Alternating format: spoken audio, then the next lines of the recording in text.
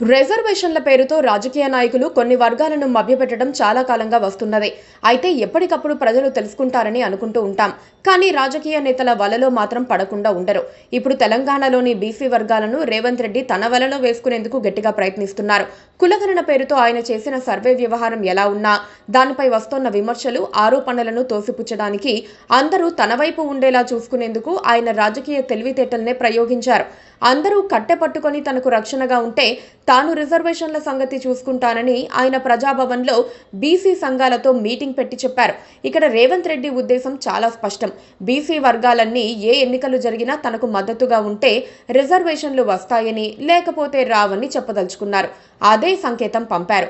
అంటే రిజర్వేషన్ల పేరుతో బీసీలను ఎమోషనల్ బ్లాక్మెయిలింగ్ చేసైనా సరే వారిని ఓటు బ్యాంకుగా మార్చుకోవాలని రేవంత్ రెడ్డి ప్లాన్ చేసుకున్నారు. అందుకు కులగణనను ఉపయోగించుకుంటున్నారు. కానీ అన్ని విషయాల్లోనూ బీసీలు మద్దతుగా ఉంటే రేవంత్ రెడ్డి ఎలా రిజర్వేషన్లు తీసుకువస్తారో మాత్రం చెప్పడం లేదు. గతంలో అసెంబ్లీలోనే రేవంత్ రెడ్డి రిజర్వేషన్లకు రాజ్యాంగ సవరణ అవసరమని స్వయంగా ప్రకటించారు. ఆయన చెప్పడం కాదు, మొత్తం ప్రక్రియ గురించి తెలిసిన వారంతా అదే చెబుతారు. రాష్ట్ర ప్రభుత్వం చేతుల్లో ఏమీ లేదు. కేవలం తీర్మానం చేసి పంపడం వరకే రాష్ట్రం చేతుల్లో ఉంటుంది. ఆ తీర్మానాన్ని కేంద్రం పరిగణలోకి తీసుకోవాలని రూల్ కూడా లేదు.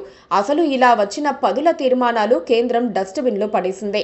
పోనీ కేంద్రంలో ఉన్నది కాంగ్రెస్ కూటమి ప్రభుత్వం అయితే అప్పుడు కూడా సాధ్యం కాదు. ఎందుకంటే రాజ్యాంగ సవరణ చెయ్యాలంటే 3/200 మెజారిటీ కావాలి. కాంగ్రెస్ పార్టీకి కానీ కూటమికి కానీ అది సమీప భవిష్యత్తులో అలాంటి బలాన్ని సంపాదించుకోవటం అసాధ్యం. పోనీ రేవంత్ రెడ్డి కేంద్రంతో సత్సంబంధాలు కొనసాగిస్తున్నందున ఆయన కోసం బీసీలకు 42% రిజర్వేషన్లు కల్పించేందుకు ప్రయత్నిస్తుందని అనుకోవడానికి లేదు. ఎందుకంటే ఈ రిజర్వేషన్ల అంశాన్ని కదిలిస్తే దేశవ్యాప్తంగా అనేక వర్గాలు కేంద్రం మీద పడిపోతాయి. మా సంగతేమిటని అంటాయి. అందుకే ఈ తుట్టెను కదిపేందుకు కేంద్రం ఎంత మాత్రం సిద్ధంగా ఉండదు. అంటే రాజ్యాంగబద్ధంగా 42% బీసీ రిజర్వేషన్లు తీసుకురావటం, తెచ్చివ్వటం రేవంత్ రెడ్డి వల్ల కాదు. అయినప్పటికీ రేవంత్ రెడ్డి మీరు నా వెనక ఉంటే తీసుకువస్తానని, కట్టెపట్టుకొని తనకు రక్షణగా ఉండాలని అంటున్నారు. రేవంత్ పై నమ్మకంతో ఎలాగైనా బీసీలు ఆయన వెనక ఉంటే ముందుగా స్థానిక ఎన్నికలు, ఆ తర్వాత మున్సిపల్ ఎన్నికలు, అంతిమంగా వచ్చే అసెంబ్లీ ఎన్నికలలోనూ విజయం సాధించి తన రాజకీయ భవిష్యత్తును సుస్థిరం చేసుకోవాలనుకుంటున్నారు. అంతా అయిన తర్వాత ఆయన తన చేతుల్లో లేదని చెబితే బీసీలు కూడా చేయగలిగింది ఏమీ లేదు.